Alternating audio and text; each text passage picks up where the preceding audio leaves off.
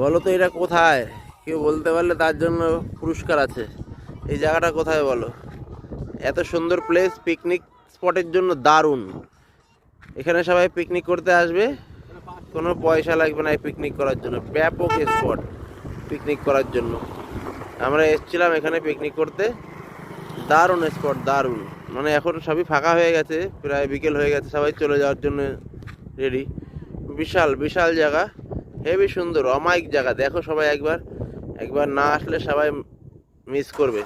দারুণ পিকনিক করার জন্য। কিন্তু জায়গাটা কোথায় কেউ কাউকে বলবো না, সবাই যদি কমেন্টস করো তবেই বলবো এই জায়গাটা কোথায়।